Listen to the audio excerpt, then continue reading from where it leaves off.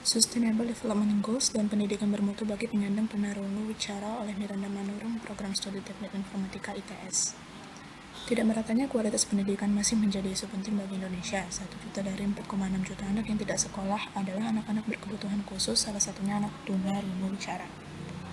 Alasan banyak dari mereka tidak bersekolah diantaranya tidak meratanya persebaran SLB di Indonesia, mahalnya biaya untuk bersekolah di SLB, hingga orang tua yang tetap menyekolahkan anak mereka di sekolah reguler daripada SLB.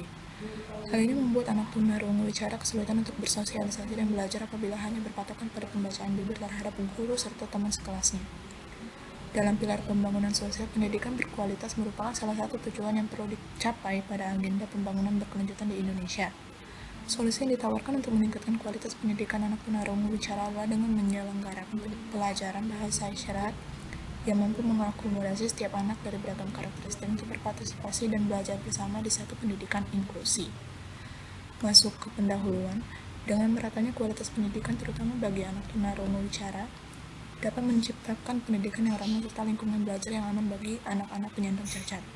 Seperti yang sudah disampaikan, banyak data menyampaikan bahwa dari banyaknya anak-anak yang tidak bersekolah, anak tunarungu wicara menjadi bagian dari mereka yang tidak bersekolah dikarenakan alasan-alasan berikut. Seperti pendidikan bagi anak berkebutuhan khusus biasanya diselenggarakan di sekolah luar biasa, padahal tidak semua daerah di Indonesia terdapat sekolah luar biasa. Mahalnya biaya untuk bersekolah di SLB. Kemudian masih banyak orang tua yang tetap menyekolahkan anak mereka di sekolah reguler ketimbang SLB. Orang tua juga lebih memfokuskan anak mereka untuk belajar pembacaan bibir atau lip reading alih-alih belajar bahasa isyarat. Semua hal ini berefek pada menurunnya kualitas pendidikan bagi anak berkebutuhan khusus. Solusinya ialah dengan menyelenggarakan pelajaran bahasa isyarat yang mampu mengakomodasi setiap anak dari beragam karakteristik untuk berpartisipasi dan belajar bersama di satuan pendidikan tertentu. Metode apa yang diperlukan untuk berkomunikasi dengan anak berkebutuhan khusus tanpa membuat mereka merasa tersaingi? Penyesuaian ini bertujuan untuk menjamin kualitas pendidikan yang inklusif dan merata serta meningkatkan kesempatan belajar untuk semua anak tanpa terkecuali. Kemudian masuk di studi pustaka mengenai pembacaan bibir. Lip reading menurut Somat dan Hernawati ialah suatu kegiatan yang mencakup pengamatan visual dari bentuk dan gerak bibir lawan bicara sewaktu dalam proses bicara. Lip reading mencakup pengertian atau pemberian makna pada apa yang diucapkan oleh lawan bicara, di mana ekspresi wajah dan pengetahuan bahasa turut berperan. Kemudian mengenai bahasa isyarat merupakan bahasa yang mengedepankan komunikasi manual, bahasa tubuh dan gerakan bibir. Tidak ada media suara dalam berkomunikasi. Bahasa isyarat merupakan komunikasi nonverbal karena bahasa tidak menggunakan suara, melainkan bentuk serta arah tangan, bibir, badan, dan ekspresi wajah untuk menyuarakan isi pemikiran yang ingin disampaikan. Untuk Indonesia, bahasa isyarat yang digunakan mengacu pada 2 sistem, yaitu Bisindo serta Sibi. Kemudian mengenai pendidikan inklusi merupakan perkembangan dari pendidikan di mana sekolah memberikan layanan pendidikan inklusif terhadap setiap anak sesuai dengan kebutuhan khusus mereka.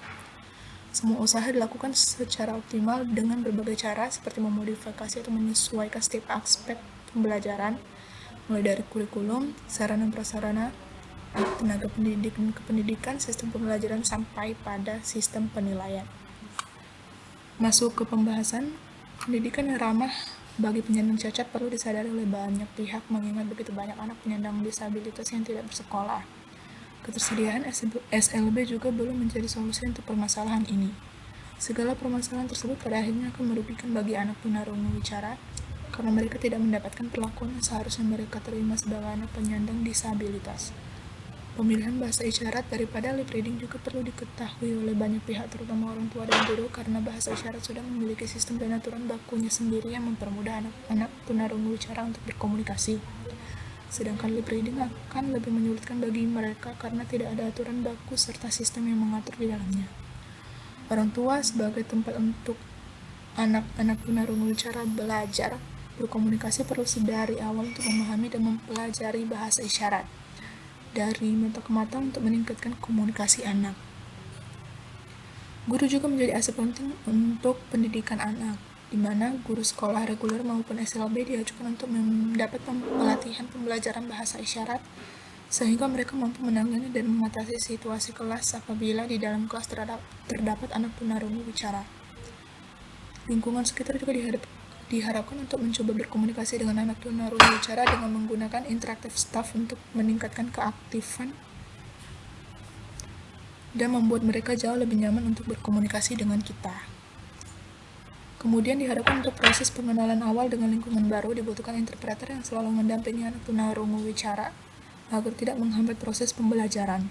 Apabila setiap solusi dijalankan secara bertahap, maka akan meningkatkan kemungkinan bagi anak penyandang tunarungu bicara mampu berkomunikasi dengan lingkungan sekitar, belajar dengan teman sebaya, dan mendapatkan pendidikan yang setara dengan teman-teman lainnya. Untuk kesimpulannya, dalam mewujudkan penjaminan akses yang sama untuk semua tingkat pendidikan bagi masyarakat penyandang disabilitas, maka diperlukan kesetaraan dan keadilan bagi anak penyandang tunarungu bicara di bidang pendidikan. Pendidikan merupakan salah satu aspek penting dalam pembangunan manusia. Dengan ikut mempedulikan perkembangan pendidikan bagi anak penyandang tunarungu bicara, maka akan mengurangi kesenjangan pendidikan di Indonesia, di mana peran orang tua, guru, bahkan teman sebaya sangat diperlukan untuk mewujudkan peningkatan pendidikan bagi anak disabilitas. Sekian presentasi dari saya, terima kasih.